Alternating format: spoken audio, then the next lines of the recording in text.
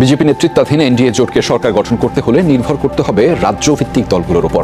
এক্ষেত্রে নরেন্দ্র মোদীর প্রধানমন্ত্রিত্ব নির্ভর করছে বিহারের নীতিশ কুমার এবং অন্ধ্রপ্রদেশের চন্দ্রবাবু নাইডুর উপর। শেষ পর্যন্ত পাওয়া খবরে মোদী জোট এনডিএ 290 আসনে এগিয়ে, অন্যদিকে 2 শতাধিক আসনে এগিয়ে রাহুলের ইন্ডিয়া জোট। আজকে সকাল থেকে বেশ মনটা ভালো হবার কারণ হলো এই যে ভারতের যেই নির্বাচন, সেই নির্বাচনে প্রধানমন্ত্রী হওয়ার 10 বছর পর নরেন্দ্র মোদীর চোখ এবার তৃতীয় দফায় ক্ষমতা দখল।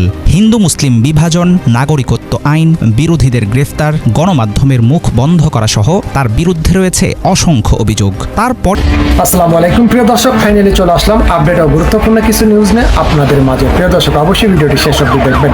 দর্শক, আপনাদের কাছে ছোট্ট একটি অনুরোধ, দেশ এবং দেশের বাইরে হলে কমেন্ট বক্সে লিখে জানিয়ে দেবেন, আর চ্যানেলে নতুন হলে সাবস্ক্রাইব করে পাশে থাকা বেল বাটনটি অবশ্যই অল করে দেবেন, কারণ পরবর্তী আপডেট নিউজ সবার আগে পাওয়ার জন্য প্রিয় দর্শক আর অবশ্যই একটি লাইক দেবেন। দৈনিকে প্রকাশিত একটা প্রতিবেদন হচ্ছে 7 জানুয়ারি নির্বাচনের আগে ভারতের বিভিন্ন গণমাধ্যমে সাংবাদিক, কলামিস্ট, থিঙ্ক ট্যাঙ্করা বাংলাদেশের নির্বাচন নিয়ে, বাংলাদেশের রাজনীতি নিয়ে কলাম লিখেছেন, তাদের মতামত লিখেছেন, বিভিন্ন সময় প্রতিবেদন প্রকাশিত হয়েছে এবং প্রত্যেকটা জায়গায় এই থিঙ্ক ট্যাঙ্করা, কলামিস্টরা কিংবা কখনো কখনো কোনো রাজনীতিবিদও দু একটা সময় বিভিন্ন পত্রিকায় দেওয়া সাক্ষাৎকারে একটা কথা বলার চেষ্টা করেছেন, বাংলাদেশে গণতন্ত্র, মানবাধিকার অনেকটা কম্প্রোমাইজড, এবং শেখ হাসিনা সরকারের নানান সমালোচনা তারা করেছেন, কিন্তু সমালোচনার শেষে এসে তারা কনক্লুশন টেনেছেন কিন্তু ভারতের নিরাপত্তার স্বার্থে আওয়ামী লীগকেই ক্ষমতায় থাকতে হবে, শেখ হাসিনাকেই সমর্থন দিতে হবে। শেষ পর্যন্ত তারা কনক্লুশনটা এটা টেনেছেন যে যত সমস্যা আছে, গণতন্ত্র, মানবাধিকার, মত প্রকাশের স্বাধীনতা, এই সব কিছু যে বাংলাদেশে কম্প্রোমাইজড হয়েছে, সেগুলো নিয়ে শেখ হাসিনা সরকারকেই কাজ করতে হবে।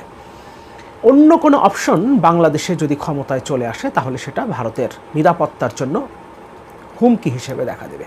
এটাই আসলে ম্যাক্সিমাম ক্ষেত্রে কনক্লুশন রয়েছেন। এর ব্যতিক্রমও দু একটা কলাম, দু একটা মতামত আমরা পেয়েছি ভারতের গণমাধ্যমে সে সময়, কিন্তু ম্যাক্সিমামই আসলে এই মতামতই ছিল। কিন্তু এখন নির্বাচনটা শেষ হয়ে যাওয়ার পর আওয়ামী লীগ যখন ক্ষমতা আবারও দখল করল, তারপর আওয়ামী লীগ কিন্তু সেই জায়গাটাতে নাই এবং ভারত আস্তে আস্তে সেটা রিয়েলাইজ করতে শুরু করেছে। যদিও বাংলাদেশের নির্বাচনটা শেষ হবার সাথে সাথেই ভারতের লোকসভা নির্বাচনের একটা দামামা বেজে উঠেছিল, ফলে এদিকে খুব একটা নজর ভারতের ক্ষমতাসীনরা কিংবা ভারতে যারা এগুলো নিয়ে কাজ করেন, ভারতের নিরাপত্তা নিয়ে যারা কাজ করেন, তারা হয়তো বা এদিকে এতটা নজর দিতে পারেনি। কিন্তু ভেতরে ভেতরে ভারত এই নির্বাচনে, অর্থাৎ 7 জানুয়ারির নির্বাচনে আওয়ামী লীগকে সমর্থন দেওয়ার মধ্য দিয়ে যে আগুনে ঝাঁপ দিয়েছে, সেটা এখন তারা আস্তে আস্তে রিয়েলাইজ করতে শুরু করেছে এবং সামনের দিনে যখন তারা সিরিয়াসলি ব্যাপারটা দেখবে, তখন তারা বুঝতে পারবে কত বড় ভুল তারা করেছে। আরেকটা কথা বলি, আমার এই চ্যানেলে বেশ কয়েকটা ভিডিওতে নির্বাচনের পরেও আমি বলেছি, এই সরকার অর্থাৎ 7 জানুয়ারি নির্বাচনের মধ্য দিয়ে গঠিত সরকার সবচেয়ে বড় বিপদে পড়বে চীন এবং ভারতের মধ্যে ব্যালেন্স করতে গিয়ে। এবং এই দফায় 2014 সালে, 2018 সালে 2 দফায় তারা সরকার গঠন করে টিকে গিয়েছিল এবং চীন এবং ভারতের মধ্যে ব্যালেন্স করতে পেরেছিল, কিন্তু এই দফায় তারা এই ব্যালেন্সটা করতে পারবে না, কারণ পরিস্থিতি আর সেই জায়গাটাতে নাই। এখন সূক্ষ্ম একটা রেখার উপরে সরকার দাঁড়িয়ে আছে, হাসিনা সরকার, একদিকে চীন এবং একদিকে ভারত, এবং আর্থিক সংকটের কথা, বাংলাদেশের অর্থনৈতিক দুরবস্থার কথা মাথায় রেখে সরকার চালানোর জন্য, টিকে থাকবার জন্য শেখ হাসিনাকে চীনের দিকেই ঝুঁকে যেতে হচ্ছে, কারণ ইতোমধ্যেই তার কাছে $5 বিলিয়ন মূল্যের ইউয়ান চেয়েছে বাংলাদেশ।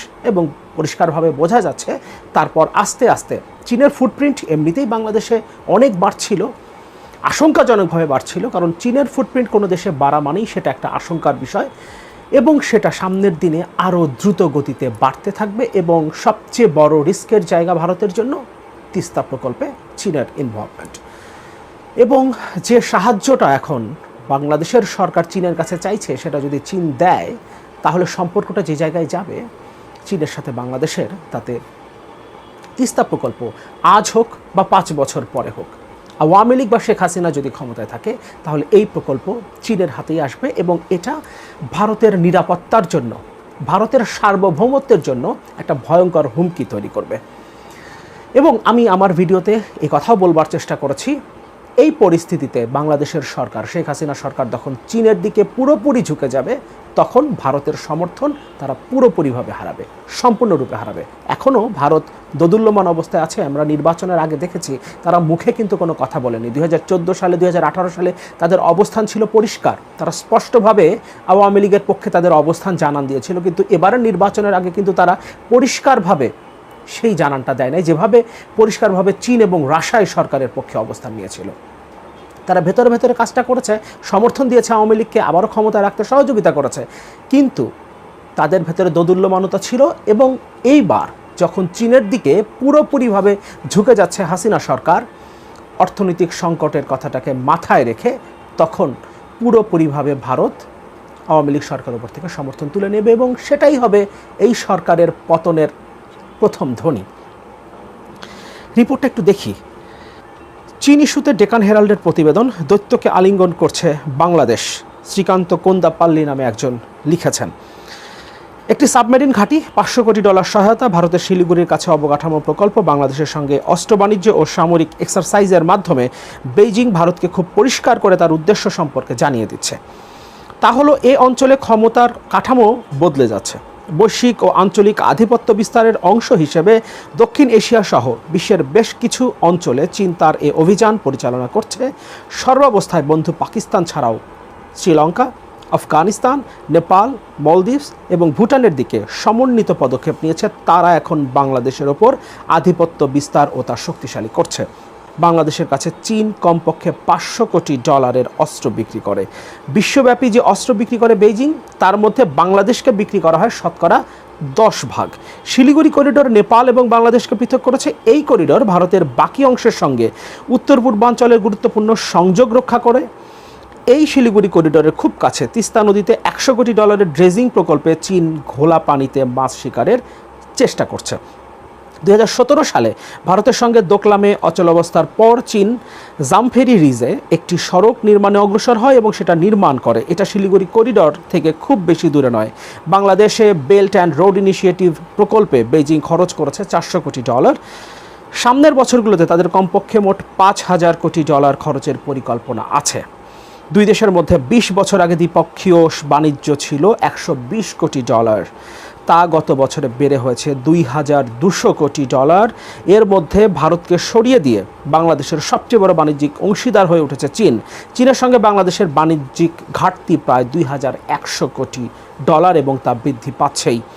বস্ত্র, পাট ও অন্যান্য পণ্য সহ বাংলাদেশি পণ্যের জন্য বাজার উন্মুক্ত করে দেওয়ার জন্য চীনের প্রতি আহ্বান জানিয়েছে ঢাকা, কিন্তু এক্ষেত্রে বেইজিং কর্ণপাত করছে না। বাংলাদেশের বৈদেশিক মুদ্রার রিজার্ভ কমছেই। মে মাসে তা $19 বিলিয়ন নিচে ছিল। বাস্তবিক অর্থে এটা এখন $12 বিলিয়ন ঘরে। এই অবস্থায় চীনের কাছে $500 কোটি ঋণ পাওয়ার চেষ্টা করছে ঢাকা। তাদের উদ্দেশ্য এই অর্থ দিয়ে কাঁচামাল কেনা এবং বাজেটে সাপোর্ট দেয়া। পছন্দের শতকরা 1% সুদে ঢাকা যখন দীর্ঘমেয়াদী ঋণ চাইছে, তখন বেইজিং সুদের হার বাড়াতে চায়, আরও শর্ত দিতে চায়, যা তারা অন্য দেশগুলোর সঙ্গে করেছে। বিআরআইভুক্ত কমপক্ষে 16টি দেশের উচ্চ পর্যায়ে ঋণ আছে। পাকিস্তান এবং শ্রীলঙ্কার আর্থিক পতন থেকে শিক্ষা নিতে পারত ঢাকা। বাংলাদেশকে এরই মধ্যে $300 কোটি ঋণ দিয়েছে চীন। মোট যে ঋণ আছে বাংলাদেশের, তার মধ্যে এই ঋণ শতকরা 10%। চীনের আরেকটি দুঃসাহসী প্রকল্প হলো কক্সবাজারের পেকুয়ায় বিএনএস শেখ হাসিনা সাবমেরিন ঘাঁটি। এটি এবছর মার্চে উদ্বোধন করা হয়েছে। এটি নির্মাণে চীনের $121 কোটি তহবিল ব্যবহার করা হয়েছে। এখানে একসঙ্গে 6টি সাবমেরিন এবং 8টি যুদ্ধ জাহাজ নোঙর করতে পারে। 2016 সালের শুরুর দিকে চীনের কাছ থেকে $20 কোটি 50 লাখ দুটি মিং শ্রেণীর সাবমেরিন কেনে বাংলাদেশ।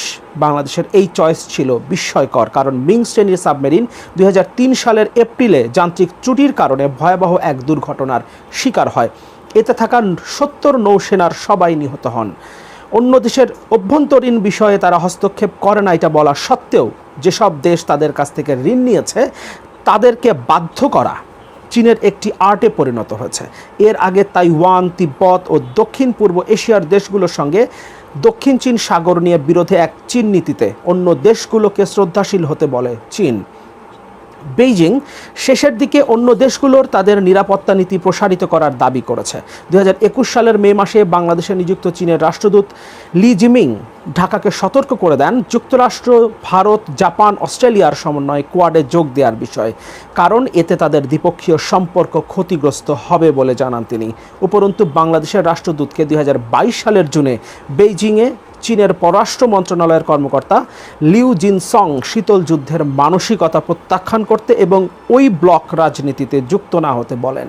এসব দাবি পূরণের ক্রমবর্ধমান চায়না রাডারের অধীনে এখন ঢাকাকে আরও গভীরে টেনে নিতে বেইজিংয়ের প্রচেষ্টাকে নয়াদিল্লি কিভাবে প্রতিহত করে সেটাই এখন দেখার বিষয়। আমার এই চ্যানেলে ভারতের বিষয়ে অনেক সময় কথা বলেছি, ভারতের আধিপত্যবাদ, ভারতীয় পণ্য বর্জন ইস্যু, এগুলো নিয়ে যখন আমি কথা বলেছি আমি অনেকেই দেখেছি সেখানে মন্তব্য করেছেন আমাদের উচিত চীনের সাথে যোগাযোগ করা এবং চীনের সমর্থন নিয়ে বাংলাদেশ থেকে ভারতকে বিতাড়িত করা, ভারতের আধিপত্যকে রুখে দেয়া। কিন্তু আমাদের একটা বিষয় মাথায় রাখতে হবে, আপনি কখনো শুনেছেন চীনে নির্বাচনের কথা, কিংবা রাশিয়ায় নির্বাচন হচ্ছে, সেখানে পুতিন জিতবেন নাকি অন্য কেউ সেখানে ক্ষমতায় আসবেন, কিংবা শি জিনপিং ক্ষমতায় থাকবেন নাকি সেখানে অন্য কোনো দল ক্ষমতায় আসবে? শেখ হাসিনা অ্যাকচুয়ালি বাংলাদেশে চায়না মডেলটাকে ফলো করছে, অর্থাৎ একটা দল থাকবে, চীনা কমিউনিস্ট পার্টির মতো বাংলাদেশেও একটাই দল থাকবে এবং সেই দল থেকে শি জিনপিং যেমন জীবনের শেষ দিন পর্যন্ত চীনের প্রেসিডেন্ট থাকবেন, সেরকম বাংলাদেশেও জীবনের শেষ দিন পর্যন্ত তিনি থাকবেন এবং তারপর তার সাকসেসররা রাষ্ট্র পরিচালনা করবে, যেভাবে চীনে একদলীয় শাসন প্রতিষ্ঠিত। সুতরাং চীনের মতো দেশ কখনো গণতন্ত্রকে সমর্থন করবে না, কখনোই করবে না। চীন, রাশিয়ার মতো দেশগুলোর কিংবা উত্তর কোরিয়ার কথা আমরা বলতে পারি, তাদের শেখ হাসিনার মতো সরকার প্রধান দরকার, শেখ হাসিনার আওয়ামী লীগের মতো দল দরকার, যারা একনায়কতান্ত্রিক শাসন ব্যবস্থা, একটা একদলীয় স্বৈরাচারী শাসন ব্যবস্থা প্রতিষ্ঠা করতে চায় এবং তাদের সাথেই চীন রাশিয়ার সম্পর্ক সুদৃঢ় হবে। সুতরাং চীন কখনোই আপনার গণতান্ত্রিক আন্দোলনে আপনার পাশে এসে দাঁড়াবে না। হ্যাঁ, কখন দাঁড়াবে? আপনি যদি তাকে ঘোষণা দেন আমি শেখ হাসিনার চেয়েও আরও অনেক বড় স্বৈরাচার হব, তখন চীন আপনাকে সমর্থন করতে পারে, রাশিয়াও আপনাকে সমর্থন করতে পারে, তার আগে করবে না। কিন্তু আমরা তো গণতন্ত্রের কথা বলি, আমরা মানুষের অধিকারের কথা বলি, মত প্রকাশের স্বাধীনতার কথা বলি, মানবাধিকারের কথা বলি। সুতরাং আমরা চীন রাশিয়ার সমর্থন নিতে গিয়ে আমরা একনায়কতান্ত্রিক আরেকটা শাসন ব্যবস্থা বাংলাদেশে প্রতিষ্ঠা করতে দিতে পারি না। এই কারণেই বাংলাদেশে যখন চীনের ফুটপ্রিন্ট বাড়ছে, সেটা শুধুমাত্র বাংলাদেশের জন্য ভয়ের ব্যাপার না, সেটা গণতান্ত্রিক বিশ্বের জন্যই ভয়ের ব্যাপার।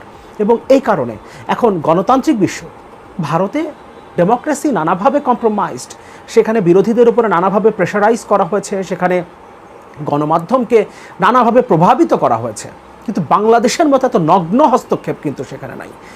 বাংলাদেশে যেভাবে 28 অক্টোবরের পরে বিরোধী দলের সব নেতাকর্মীকে আপনার গ্রেফতার করে নেওয়া হয়েছে, সব যাকেই পাওয়া গেছে তাকে গ্রেফতার করে ফেলা হয়েছে, সবাইকে জেলে পুরে দিয়ে একটা একদলীয় নির্বাচন করা হয়েছে, যেখানে নিজের দলের আরেকজনকে ডামি প্রার্থী হিসেবে দাঁড় করিয়ে একটা নির্বাচনের সার্কাস করা হয়েছে। ভারতে কিন্তু সেটা না, ভারতে কিন্তু অন্তত জনগণের ভোটে নির্বাচিত হয়ে আপনাকে ক্ষমতায় আসতে হয়। সুতরাং সেখানে নির্বাচনটা আছে, ভোট আছে, জনগণ ভোট দিতে পারে এবং সেখানে সাংবিধানিক প্রতিষ্ঠানগুলো, অন্তত বিচার বিভাগের মতো প্রতিষ্ঠানগুলো সেখানে স্বাধীনভাবে কাজ করতে পারে। বাংলাদেশে সেই অবস্থাটাও নাই।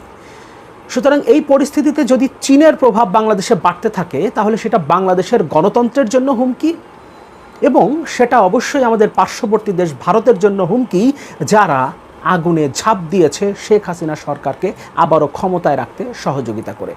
এখনও যদি তারা এটা রিয়েলাইজ করতে না পারে, তাহলে অদূর ভবিষ্যতে তাদের সার্বভৌমত্ব নিয়েই প্রশ্ন উঠবে। তবে আমরা প্রত্যাশা করি ভারত সহ পশ্চিমা বিশ্ব এই ব্যাপারটা অনুধাবন করবে, বাংলাদেশে চীনের ফুটপ্রিন্ট কিভাবে বাড়ছে সেটাকে তারা দেখবে, সেটাকে বোঝার চেষ্টা করবে এবং বিশ্বে যে আরেকটা উত্তর কোরিয়ার জন্ম হচ্ছে, অর্থাৎ বাংলাদেশ যে উত্তর কোরিয়ার মতো একটা অগণতান্ত্রিক দেশে পরিণত হতে যাচ্ছে, সেই বিষয়টা তারা খেয়াল করবে এবং বাংলাদেশে গণতন্ত্র পুনঃপ্রতিষ্ঠার জন্য তারা আমাদের পাশে দাঁড়াবে, অন্তত সহযোগী হিসেবে, ক্যাটালিস্ট হিসেবে কাজ করবে।